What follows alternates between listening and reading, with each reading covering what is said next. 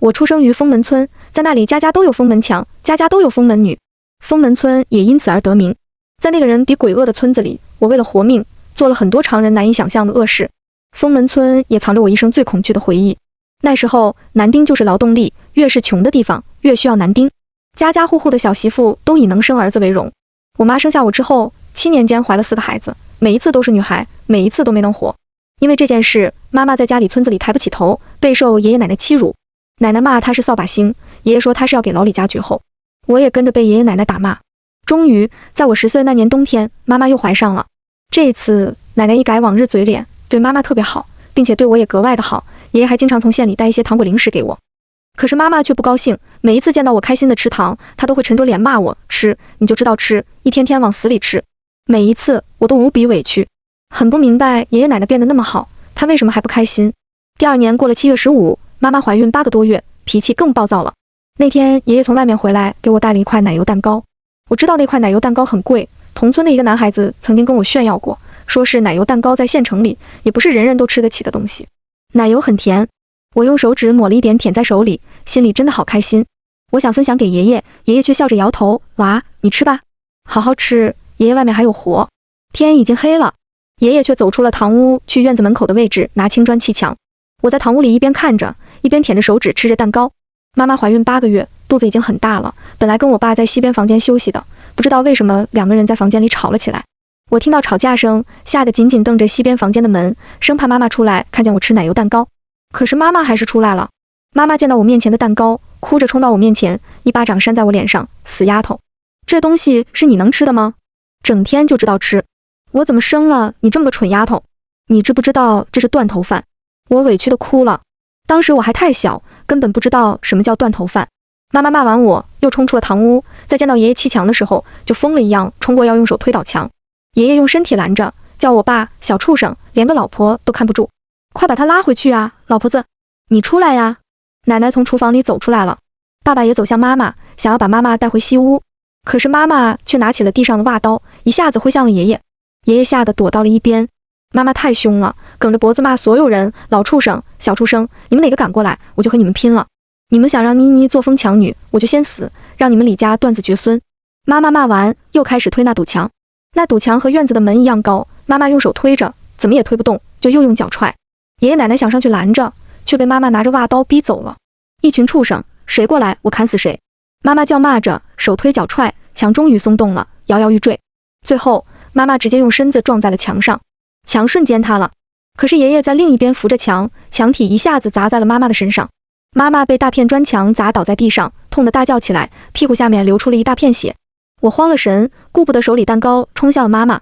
妈妈被墙压着，身子动不了，抓着我的手，疼的身子一直在抖。妈，你没事吧？我用手努力搬着砖头，又回头看向爷爷奶奶和爸爸，大声叫：爷爷，爸爸，你们救妈妈呀！爸爸想过来救妈妈，却被奶奶抓住了胳膊。我不明白他们为什么不救妈妈，只能自己努力推着倒塌的砖墙。妈妈拉住了我，胸口不断起伏着，看了一眼地上大片鲜血，对我道：蠢孩子，别救我了，我流了那么多血，活不成了。我不知道什么，大声哭着：妈，你不要死，我不吃糖了，我不吃蛋糕了，我听你的话，我再也不吃糖了。妈，我不要你死，我知道我家妮妮最好了，妈妈最爱妮妮了。妈妈摸着我的脸蛋，身子颤抖着，最后又硬生生将我拉到她面前，在我耳边低声道：妮妮，答应妈妈，别叫人，妈妈。我努力点着头，妈妈却不动了。我急了，哭着喊着，拼了命的去扳倒她的砖墙。爷爷在边上冷漠地说了一句：死了就死了吧，扫把星来家里这么多年，连个儿子都生不出来，这一胎多半也是个赔钱货。奶奶却推了我爸一把，把他抱床上去。我爸是个老实人，很听奶奶的话，奶奶让他不救妈妈，他就不救；奶奶让他抱妈妈回房间，他就抱妈妈回房间。我以为他们要救妈妈，便连忙帮着搬砖头，砖头都被移开了。爸爸抱着妈妈回了西边房间，我想进去帮忙救妈妈，却被奶奶推开了。你进来干嘛？小扫把星，滚出去！奶奶右手拿着菜刀和剪子，左手推了我一把，我一个没站稳就摔在了地上。奶奶变了，又变成了以前的样子，骂我小扫把星。我看着奶奶进去，就起身去推门，可是门被反锁了。我背靠着门想了一下，起身跑出了院子，绕到了西屋的后墙，搬了2块砖头，透过窗户边缘的缝隙向屋子里面看。屋子的灯光很暗，但是我看得清奶奶在脱妈妈的裤子。我本来以为他会救妈妈，可是他却拿着菜刀割开了妈妈的肚子。啊！妈妈身子一下子坐起，惨叫起来。爷爷走进去了，双手死死压住了妈妈的身子。扫把星，还没死，别让他动！奶奶叫骂了一句，拿着剪刀剪着血肉。妈妈身子挣扎着，痛叫着，却又一下子没了声音。我吓到了，想喊叫，可是又怕奶奶和爸爸发现我，我只能捂着嘴，一边擦着眼泪，一边看着里面发生的一切。奶奶用菜刀和剪刀剖开了妈妈的肚子，从里面掏出了一个血淋淋的东西。我不知道那是什么，直到那个东西哭了起来。哇！孩子的哭声。妈妈每一次生孩子，我都在门口听到过。我还会求着老天爷让妈妈生个弟弟，那样爷爷奶奶就开心了，爸爸也会开心，妈妈和我的日子就会好过了。妈妈在生孩子吗？我天真的以为妈妈或许只是晕倒了，奶奶在帮她接生孩子。我再次祈祷，这次一定要是个弟弟。可是奶奶却在屋子里又骂了起来，又是个赔钱货。扫把星一点用都没有，死了也生不出儿子，还是妹妹。我看着里面，奶奶将哭着的妹妹又塞进了妈妈的肚子里。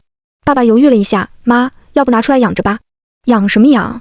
家里一个赔钱货还不够啊？再养一个，哪有钱给你再找老婆？奶奶骂了几句，又对爸爸指使道，跟你爸一起拖到后面乱葬岗埋了。扫把星连个儿子都生不出来，死了也别想入我李家的坟。妹妹还在妈妈肚子里哭着，奶奶给妈妈拽上裤子，然后让我爸背着妈妈的尸体跟爷爷出了门。他们要埋了妈妈的尸体，我就傻傻的在后面不远处跟着，想知道妈妈会被埋在哪，心里也想着妹妹在妈妈肚子里哭着，是不是还能救活。到了后山乱葬岗，爷爷和爸爸刨了一个坑，然后将妈妈的尸体丢了进去，又用土给盖上了。我看着爷爷爸爸顺着山道走回来，便躲在了路边的草丛里。等到爷爷和爸爸走远了，我才一个人爬上后山。后山有很多野狗，它们闻到尸体的血腥味就会聚集在一起挖坟头。以前被埋在这里的尸体很多当天埋，夜里就会被挖出来，第二天早上再去看的时候就会血乎乎一片，骨头到处都是。我走到妈妈被埋葬的地方，那些野狗已经在刨地了，两只靠近我的狗见到我龇牙咧嘴的吼着，滚啊，走啊。我有些害怕，拿起地上一块石头砸向一条狗，可是那些狗根本不怕我。我又在地上捡了个根棍子，壮着胆子冲向那些野狗，想要砸死它们或者赶走它们。可是野狗太多了，一个个都饿极了，根本不肯放弃妈妈的尸体。你们滚啊！那是我妈妈，我妹妹还在里面呢。我急得哭喊着，用手里的棍子挥舞着。那些野狗不仅不走，反而一窝蜂地围住了我。我害怕了，不断后退到了一棵树下面。就在一条狗要扑向我的时候，一旁亮起了手电筒的光芒。滚！要死了！一群死狗！一个老婆婆的声音响起。老婆婆一手拿着电筒，一手拿着小铁锹，冲了一条狗就劈了过去。狗被劈了一下，身上血淋淋的，惨叫着就跑了。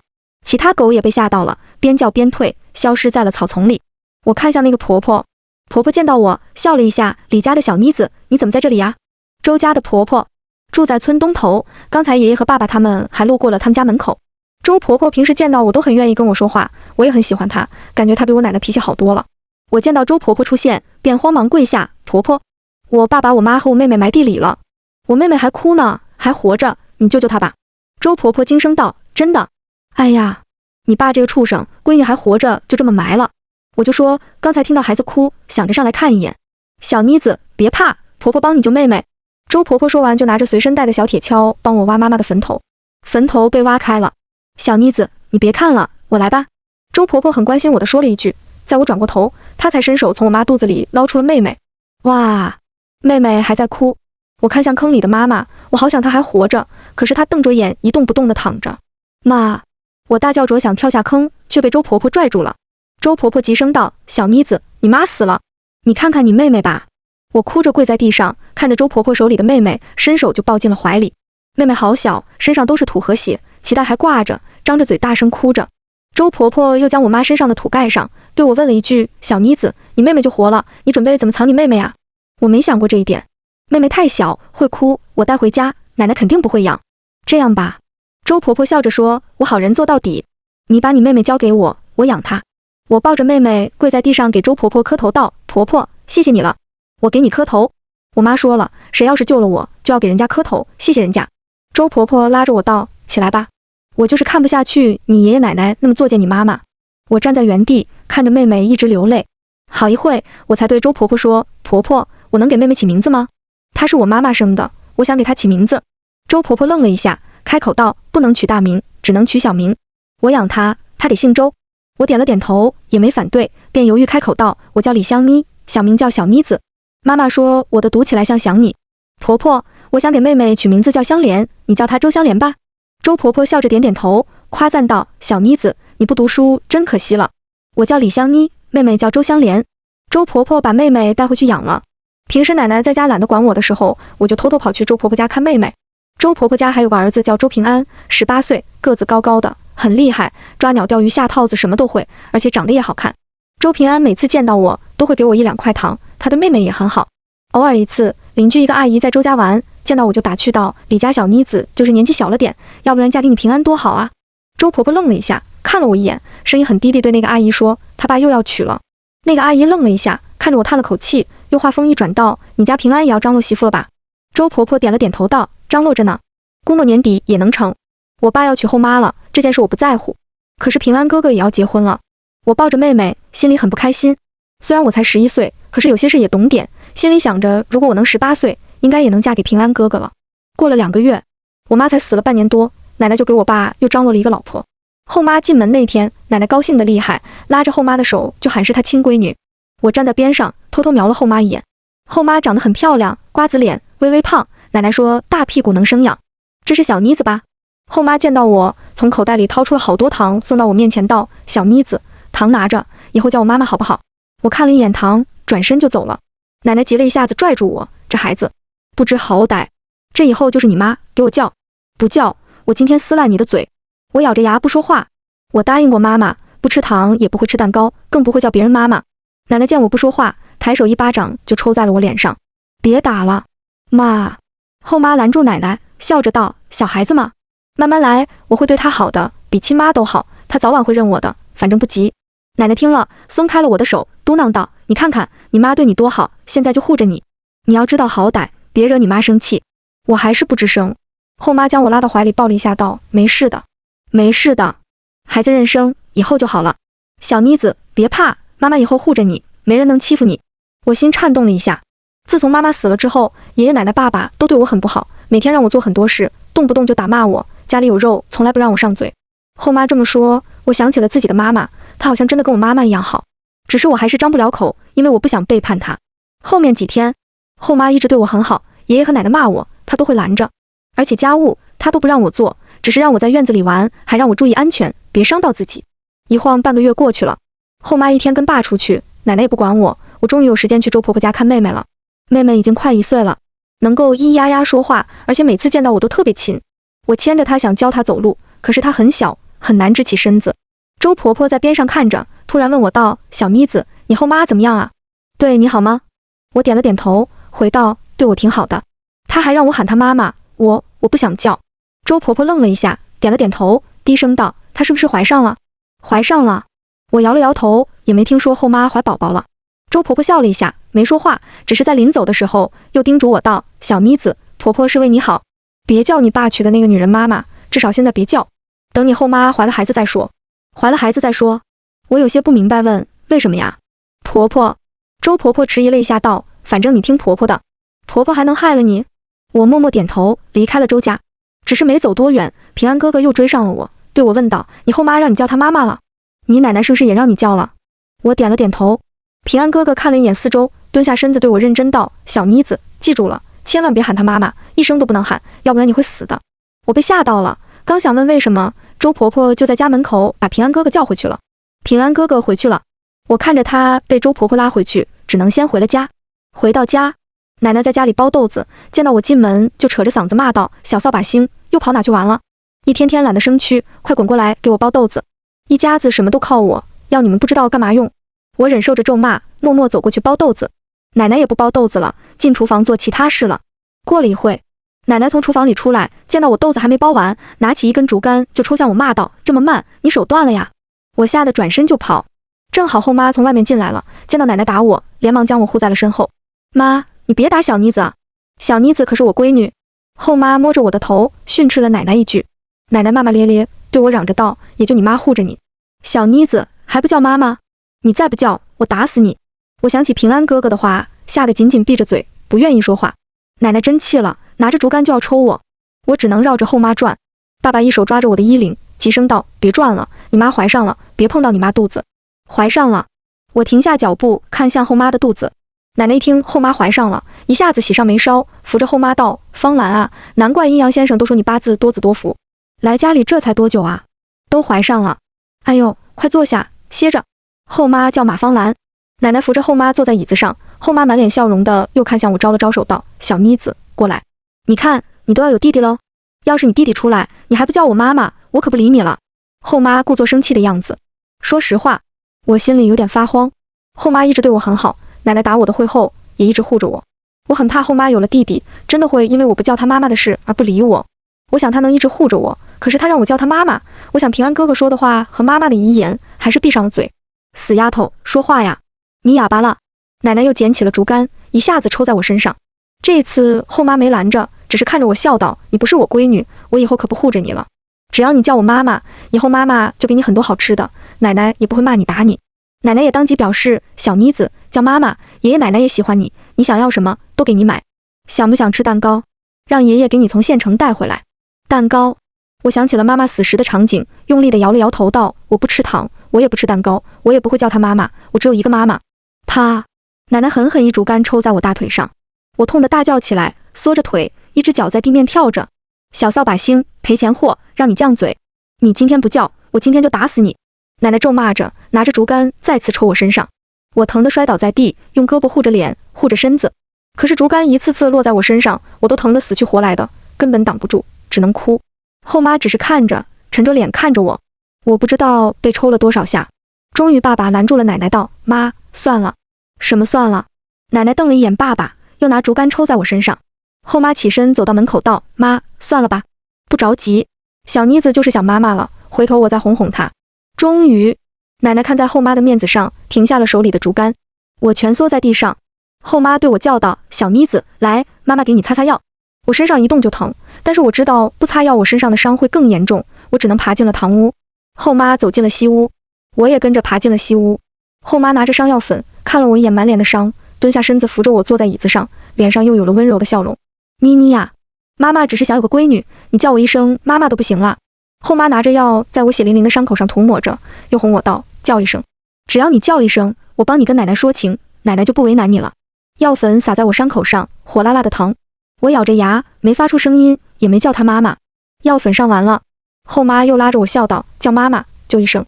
我只是看着她，抿着嘴，一直哭着，不敢开口。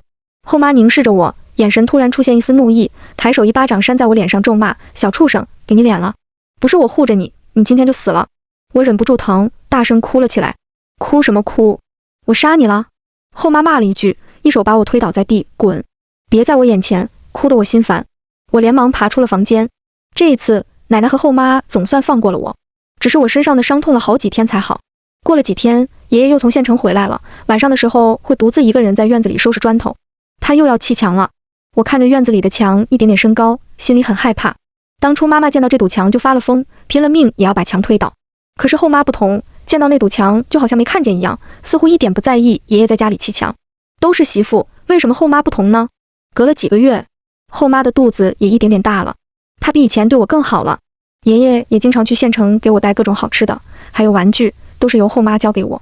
后妈说只想我叫她一声妈妈，说她只是想要一个女儿。但是我越来越感觉到他们都想要我的命。终于一天，爸爸带后妈去县城检查身体了，奶奶也没时间看着我，我偷偷去了周婆婆家。只是到了周婆婆家的时候，堂屋里却坐着一个很好看的小姐姐。小姐姐浓眉大眼，辫子很长，一身碎花衣裳。平安哥哥也在，两人牵着我妹妹的手，有说有笑的。我轻车熟路地走进堂屋，蹲下身子对着妹妹拍拍手叫道：小莲。妹妹见到我哥哥，笑着走过来了。妹妹会走路了。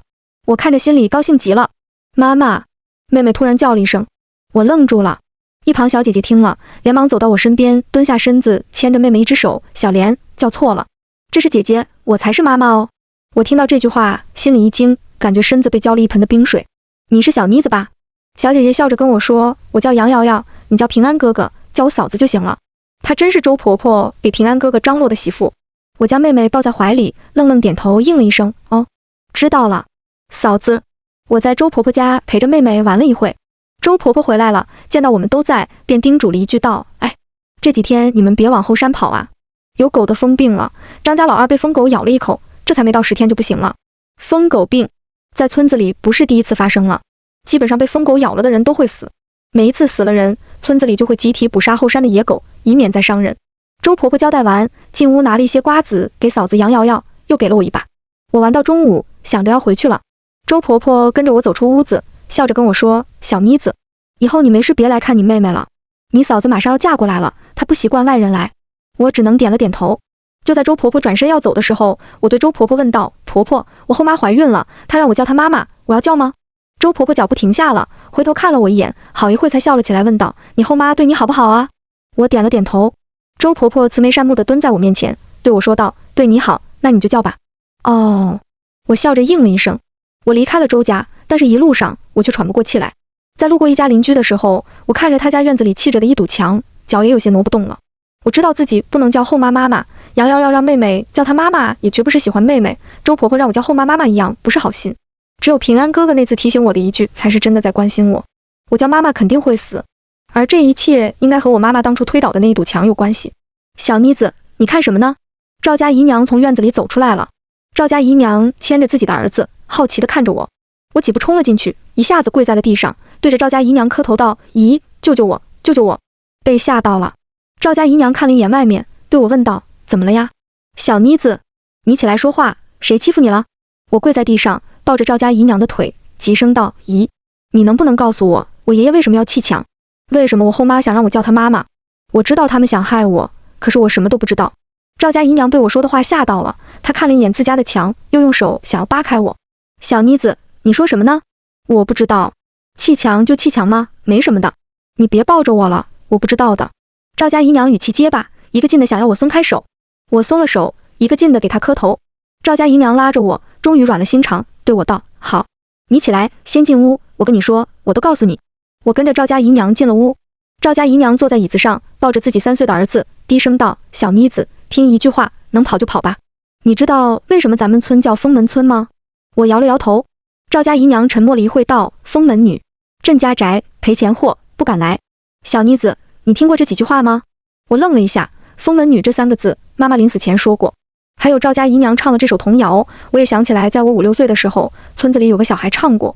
只是那个小女孩后来不见了，她家大人说是去城里了。赵家姨娘深吸了一口气，解释道：“你爷爷砌墙，就是要让你做封门女。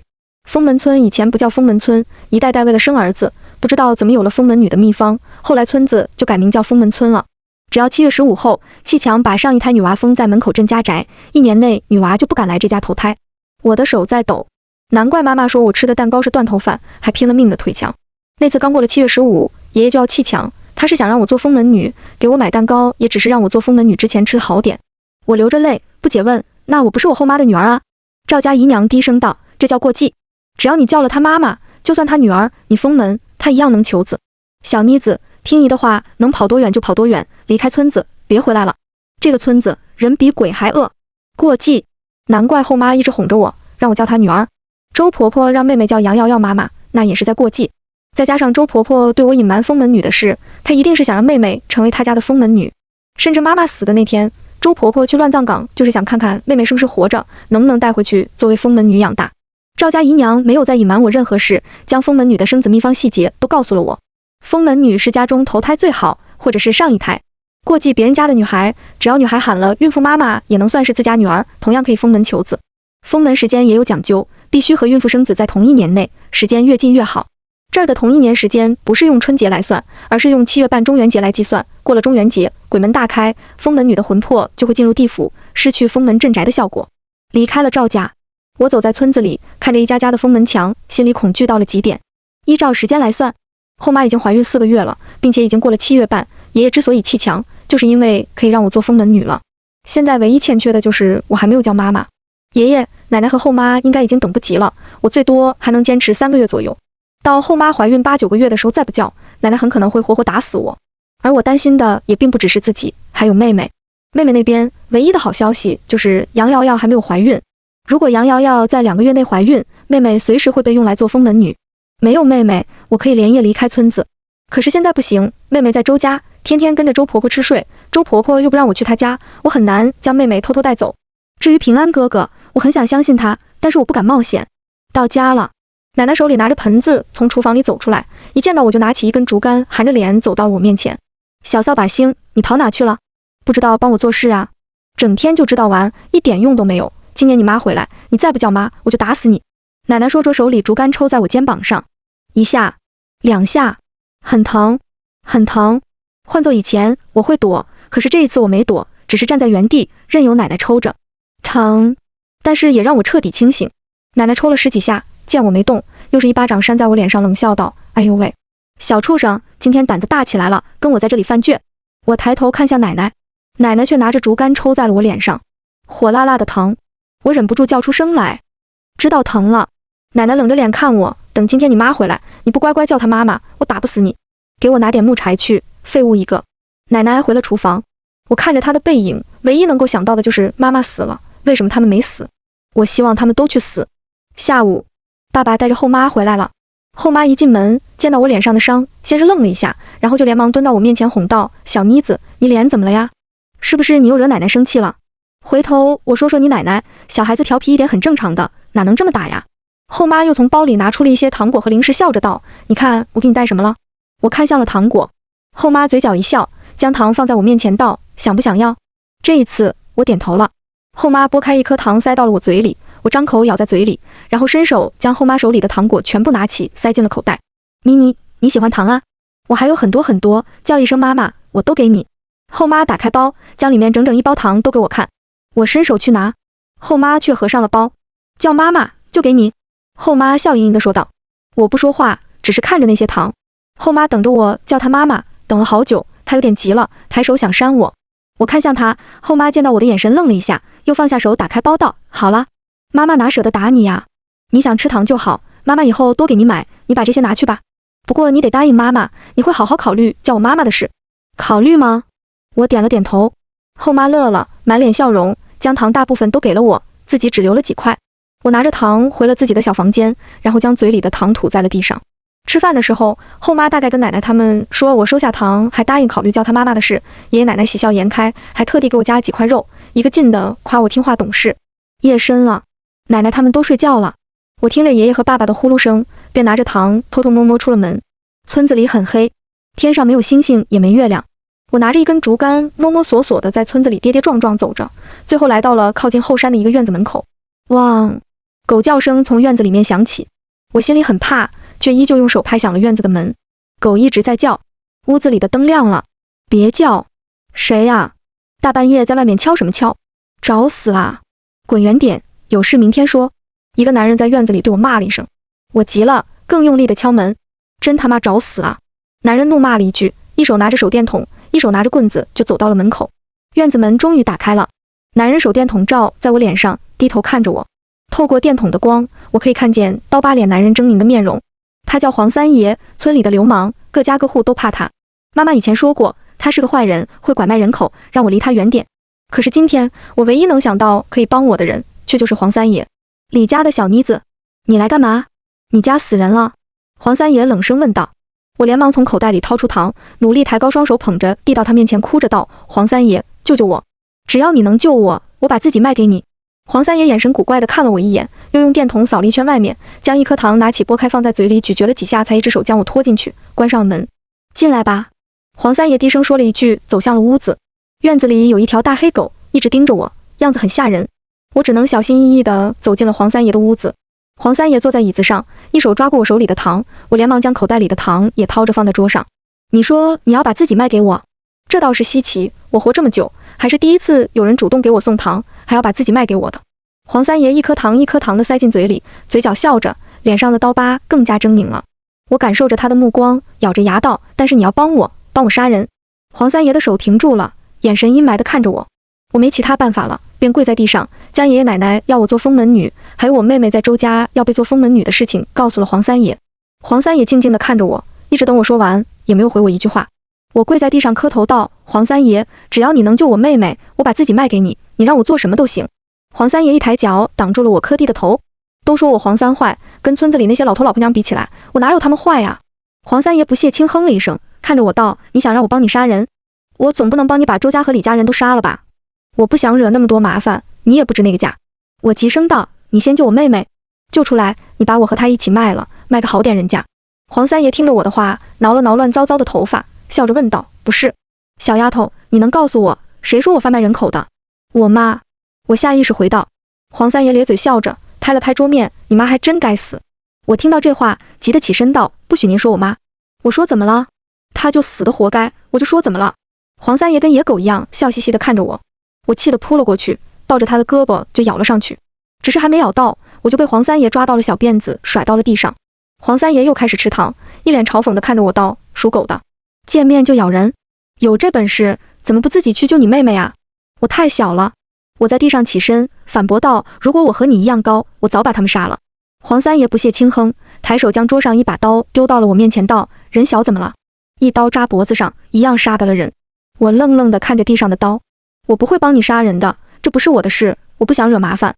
黄三爷敲着腿道：不过我可以教你怎么杀人，到时候你怎么救你妹妹，怎么杀你爷爷奶奶，那是你自己的事，跟我没关系。我听了黄三爷的话，不再犹豫，蹲下身子拿起了刀。黄三爷上下打量了我一眼，伸手去摸糖，不过糖却被他都吃光了。下次多带点。黄三爷站起了身，向着外面走去道：跟我上山去吧，一会早点回来，我教你杀人的事，别被人知道了。我连忙点头。黄三爷带着大黑狗，我跟在后面去了后山乱葬岗。刚进乱葬岗，几条野狗就冲出来了。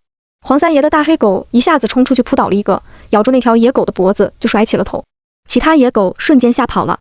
回来！就在野狗要被咬死的时候，黄三爷叫回了黑狗。地上那条野狗被咬得很惨，身上都是血，夹着尾巴一瘸一拐地后退着。去杀了它！黄三爷突然推了我一把，我仰头看向黄三爷。黄三爷冷声道：狗都不敢杀，还杀人？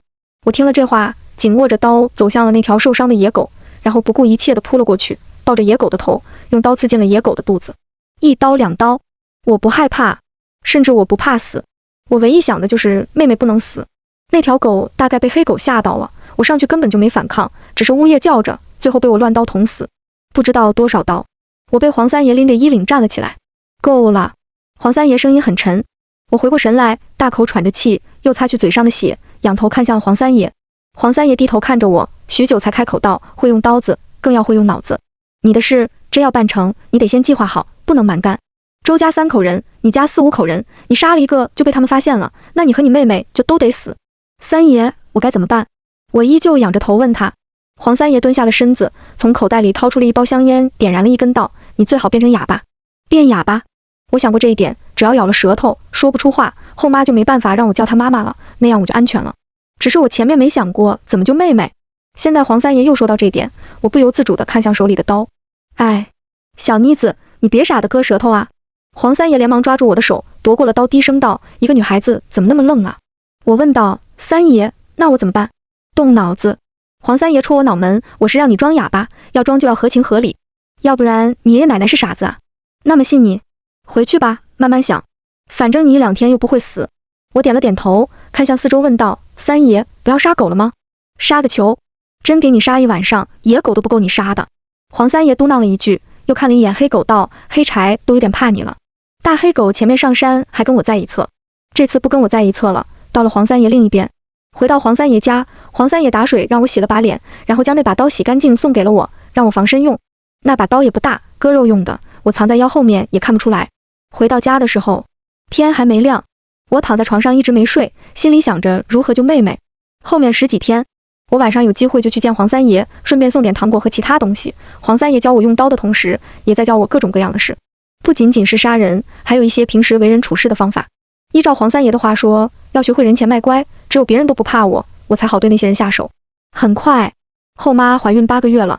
这一段时间，后妈对我一直很好，我也收她的东西，同时还答应考虑叫她妈妈。可是很明显的，她没耐心了，奶奶也没耐心了。而一个更可怕的消息也传来了，黄瑶瑶怀孕了。周家院子里也开始建墙了，不管是妹妹还是家里，我都没时间再等了。那天早上，我拿着衣服在村子水井边洗着衣服，也看着周家的方向。在周平安去了山里下套子之后，我等了半个多小时就冲到了周家。黄瑶瑶正逗着妹妹叫她妈妈。我看了一眼院子里盖了一半的墙，手握了一下子自己后腰的刀刃，然后对着黄瑶瑶惊慌开口道：嫂子，嫂子，平安哥哥的腿在山里被夹到了。啊！黄瑶瑶放下妹妹，惊得站起身，看向我手上的血，急声道：平安在哪呀？你快带我去。我点着头就带着黄瑶瑶去了后山。前几天才下过雨，后山有些泥泞。黄瑶瑶跟着我深一脚浅一脚上山，走了好久，才又着急问了一句：“小妮子，平安到底在哪呀？”就在前面乱葬岗边上。我指着前面，也伸手拉了黄瑶瑶一把。黄瑶瑶有些累了，喘着气，脸上却很担心平安哥哥。我扶着她走着，低声问道：“嫂子，你家院子里砌墙干什么呀？”啊！黄瑶瑶听到我的话愣了一下，看着我的眼神有几分闪躲道：“没什么呀。平安他妈说家里人怀孕了，砌墙能抵挡寒气。”我笑了一下，那不是封门墙吗？你们不会要拿我妹妹当封门女吧？黄瑶瑶被我的话明显吓到了，停下了脚步，睁大眼睛看着我。我也站在原地看着她。小妮子，你瞎说什么呢？什么封门女呀？我不知道啊。黄瑶瑶一手摸着自己肚子，又紧张地看向四周叫道：“平安，平安，你在哪？”我扑了过去。黄瑶瑶吓得尖叫起来。我没有用刀杀她，而是逼着她后退。黄瑶瑶后退了3、4步，突然脚下咔嚓一响。啊！黄瑶瑶痛得惨叫着瘫倒在地上，捂着腿大哭起来：“救命啊！救命啊！”售夹子，周平安放的架子，以前我跟他上过好几次山，他放夹子的地方都有标记，很远就能看见。黄瑶瑶痛得哭喊着，我只是看着他。平安哥哥离这里至少3里地，他会去山那边的河沟边放几个夹子。我刚才在山下看过了，山里没有其他人在，你叫也没用。我低声开口道。黄瑶瑶吓哭了，抱着腿疼得一抖一抖地说：“小妮子，你到底干什么呀？你别吓我，我很喜欢香莲的，我没让她做封墙女。”我取出了刀。黄瑶瑶吓得急声求饶：“小妮子，不是我，是平安他妈要让香莲封门。”平安哥哥同意了？我紧握着刀问道。黄瑶瑶慌忙摇头：“没，平安不肯。可是他妈说香莲不进去，他就自己进去。”自己进去？我怒视着黄瑶瑶。黄瑶瑶求饶道：“小妮子，求你了，别杀我，我错了，我再也不敢了。”我没回话，只是对一边吹了口哨。一条大黑狗出来了，黑柴扑向了黄瑶瑶，不顾一切地撕咬起来。黄瑶瑶惨叫着，可是她一条腿被捕兽夹着，手里也没其他东西，根本抵挡不住黑柴的攻击，脖子很快被黑柴咬住，身子颤抖着没了叫声。黄瑶瑶死了。在周平安没娶妻之前，妹妹不会再有任何危险。我看向周围出现的野狗，对着黑柴叫了一声，离开了乱葬岗。下山的路上，我又取出了一个木头雕刻的犬牙，狠狠撕开了大腿上的一块皮肉，又撕开了胳膊上衣服也皮肉。疼！我感觉自己脑袋一抽一抽的，差点晕了过去。这一刻，我终于明白妈妈和黄瑶瑶死之前，身子会抽搐了，因为真的太疼了，疼得我腿也在抽搐。黑柴，叫人！我又将1点半夏塞进嘴里，很快，我的嘴开始发麻。黑柴下山去叫黄三爷了，我瘫坐在地上，顺着山坡滚了下了山。10分钟后，黄三爷带着另外2个村里男人在黑柴的带领下找到了我。半夏的毒发作了，我大口呕吐起来，嘴里吐着沫子，全身颤抖着。李家的小妮子，她被狗咬了，不会是疯狗病吧？一个男人看着我猜测着。黄三爷将我抱起，嘴角微微斜着看了我一眼，对周围人道：“带回去交给李家，是不是疯狗病跟我们又没关系，回头让李家请吃饭。”黄三爷几个人将我送到了家。奶奶和后妈见到我胳膊和腿上都是血，嘴里还吐着沫子，吓得都围了过来。小妮子，她怎么了呀？后妈抚着肚子，对着黄三爷几人问了一句。黄三爷嘟囔道：“被狗咬了，要不是我家黑柴看见了，他就死在山里了。人给你们带回来了，你们李家回头请吃饭啊。”哦。后妈愣愣地点了点头。黄三爷走了，顺手取走了我后腰的刀。我看着奶奶和后妈，嘴里吐着白沫，全身故意抽搐着。我伸出手抓向后妈，张嘴叫着，可是嘴里却发不出一点声音，只能嘶哑地喊着。后妈吓得后退一步，奶奶瞪大了眼睛，一直在看着我，却没碰我一下。妈，要不要叫医生啊？后妈对奶奶问道。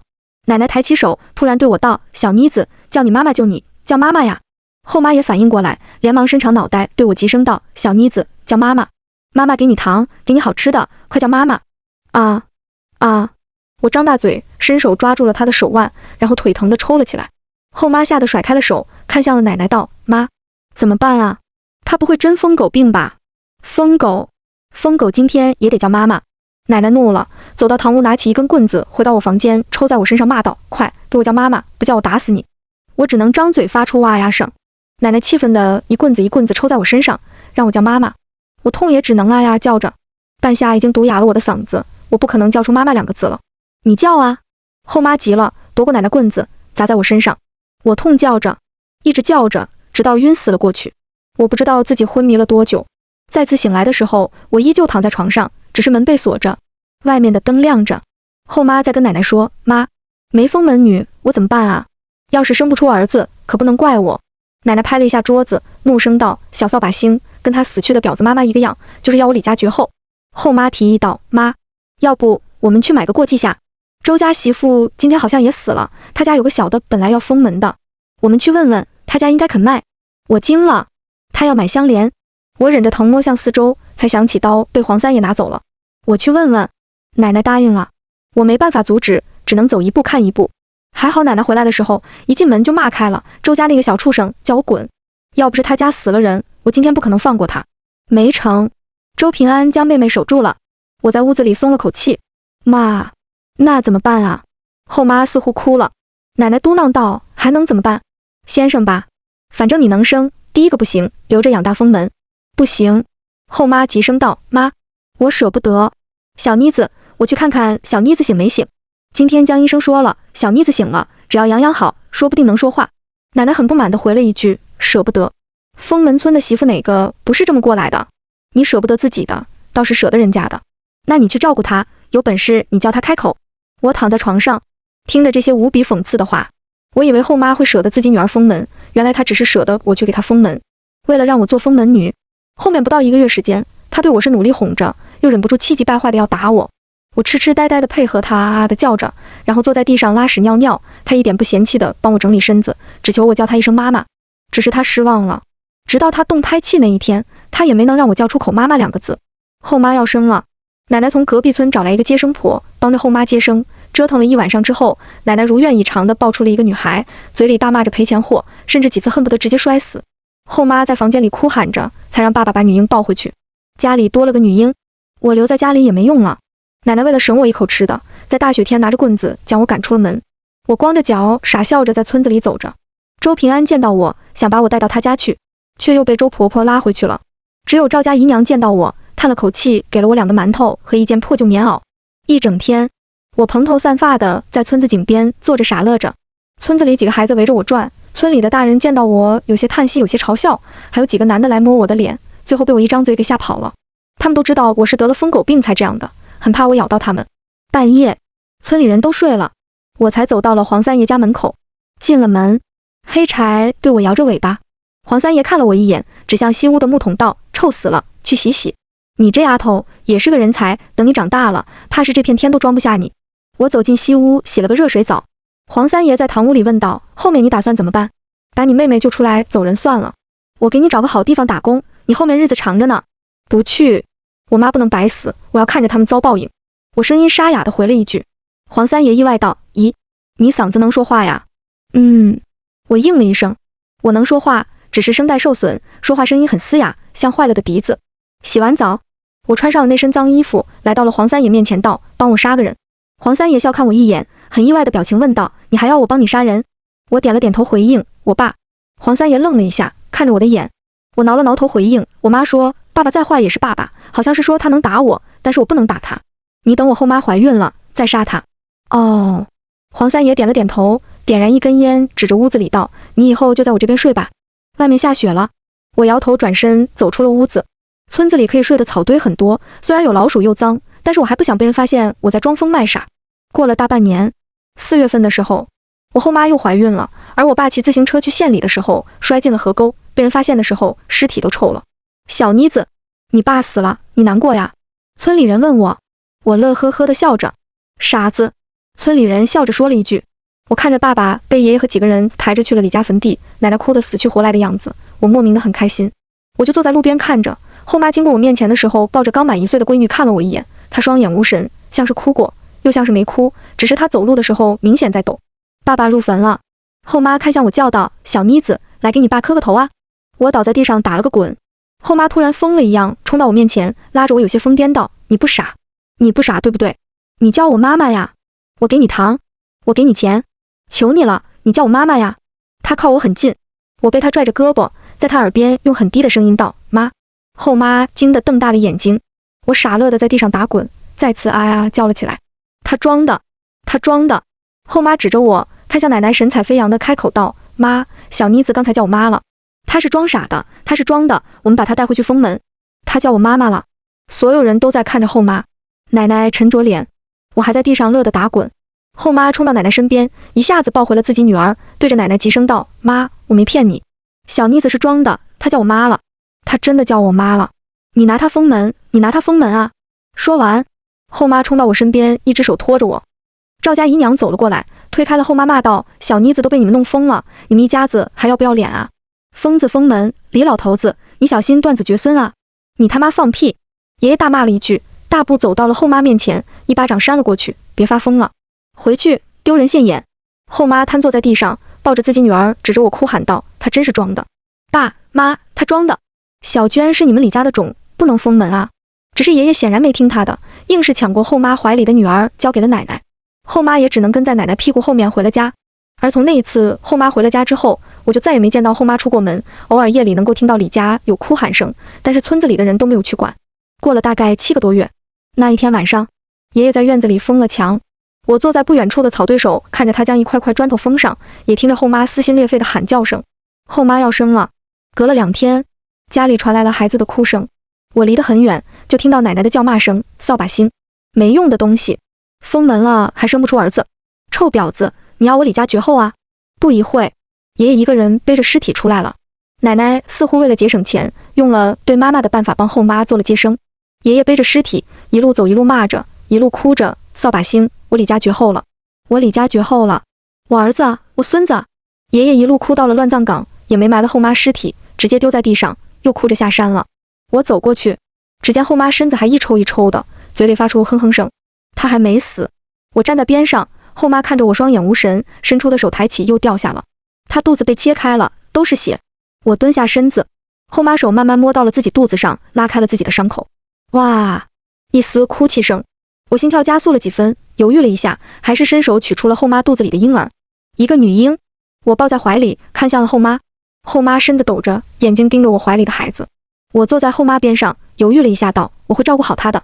看见怀里的女婴，我想起了那时候的妹妹，我想报仇，但是对这个孩子下不了手。后妈妈好不容易抓住了我的手，张嘴，用很微弱的声音说了2个字：妈妈。我重复了一下，眼泪不知不觉流了下来，道：我妈也葬在这，你陪陪她吧。见到她的时候跟她说一声，我活得挺好的，我会照顾好妹妹的，我也会照顾好这个妹妹。后妈笑了，手慢慢落下。我没有埋了后妈，因为埋入地里，最后还是会被野狗挖出来的，而且孩子才出生，我必须带回去找黄三爷帮忙照顾。只是我走到山下的时候，却只见路边的沟里躺着一个人。爷爷在沟里哼哼着。黄三爷出现在一棵树下，走到我身边道：小妮子，差不多了，你日子还很长，别一直跟这几个人纠缠不清。仇我帮你报了，你过2天离开吧。离开吗？我将怀里的女婴交给了黄三爷。我奶奶，我去处理。我沙哑地回了一句，头也不回地向着家的方向走去。回到家门口，奶奶还坐在地上哭着，在见到我之后挥手道：滚，小扫把星，傻东西，滚，不然打死你。扫把星。我没离开，而是一步步走到奶奶面前。奶奶见到我靠近，拿起一旁竹竿起身道：小扫把星，你滚不滚啊？不滚。我冷声回道。奶奶惊住了，手里竹竿颤抖着看向我：你没傻，你装傻，就是你装傻，投胎不封墙，都是你害得李家断子绝孙的。小扫把星，我打死你。奶奶拿着竹竿抽向我，我没有躲，拿着刀也刺向了她脖子。竹竿砸在我身上，我感觉很疼，可是她捂着脖子瘫倒在了地上。你杀！奶奶捂着脖子，好不容易说出2个字，嘴里却都是血。我一言不发走过去，坐在边上低声道：你从我妈肚子里挖出妹妹，我今天会挖出你心看看，我就是想看看是不是黑的。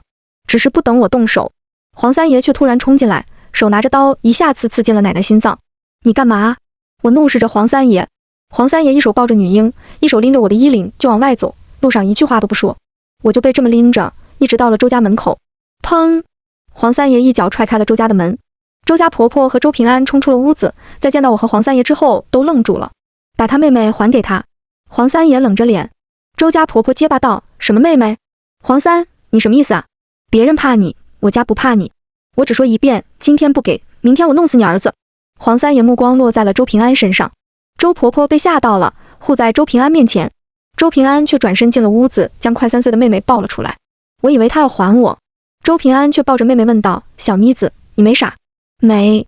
我深吸了一口气，平静回应。周平安冷声问道：“我老婆和孩子是你骗上山害死的？”是，我没有隐瞒，只是看着周平安。周家婆婆一听，哭着骂道：“你畜生啊！李家个小畜生啊！你害我媳妇啊，害我孙子！”我没回话。周平安怒视着我：“你为什么那么做？”为了香莲。我回瞪了周平安一眼，他要将香莲做封门女，他就该死。周平安吼着道：“你知不知道，我已经说服他和我妈了。我把小香莲当亲妹妹，我怎么可能让她做封门女？”我回头看向了那座依旧存在的封门墙，封门墙还在。周平安将小香莲放在了地上，拿起一个锄头冲向了封门墙，哭喊着砸着墙。周家婆婆瘫坐在地上哭着，我伸手牵过了小香莲。周平安一次次砸着，直到封门墙倒塌，满地碎砖。你滚！周平安恶狠狠地看了我一眼，又低声道：“照顾好香莲。”我点了点头，离开了周平安家。该死的人都死了。周家婆婆虽然对香莲动过心思，但是那时候没有她，香莲也会死。再加上黄三爷的劝说，我没有去杀她。第二天一早，我收拾了东西，跟着黄三爷离开了封门村。路过村子各家各户的时候，那些人对我指指点点，他们似乎都在议论我会被黄三爷卖到什么地方。而我也看着他们各家各户的封门墙，不知道自己走后还会有多少女婴死在这个村子里。黄三爷带着我去了县里，最后将我交给了一个工厂的女人照顾。女人我认识，就是我5、6岁时唱封门女童谣的女孩。当年她失踪了之后，有人说她被封门了，也有人说她被黄三爷卖了。现在看来，黄三爷也没有拐卖过人口，难怪第一次去他家的时候，他问我是谁说他拐卖人口的，还骂我妈妈。一晃离开封门村30年，我和2个妹妹都去了沿海城市生活。我从没与李香妮和后妈的女儿李香娟提过封门村的事。他们长大之后，偶尔会问起爸妈和家乡，我也只说他们是很好的人，死于车祸。家乡也是个很美的地方，那里的人也都是善良的。40岁生日这天，2个妹妹给我举办了我人生中的第一次正式生日。生日上，黄三爷和工厂照顾我们的大姐张秀丽都来了，多年未见。黄三爷头发白了，瘸了一条腿，脸上的刀疤还在，只是笑容早已没有那么狰狞吓人。我们几个坐在阳台上聊着各自的生活，却谁也没主动去提封门村的事。终于，张秀丽没忍住嘀咕了一句道：“听说了吗？老家那边已经没人了，好像变成了有名的鬼村。”我轻轻点头，这是在网络上看过，据说那边的人都搬走了。黄三爷轻笑，那地方本来就不算有人，就是一群鬼而已，人比鬼还恶。我想起了赵家姨娘的话，又对几人道：“别说那地方了，我还是喜欢往前看。”黄三爷咧嘴一笑：“你这丫头，当年啊，算了，不说了。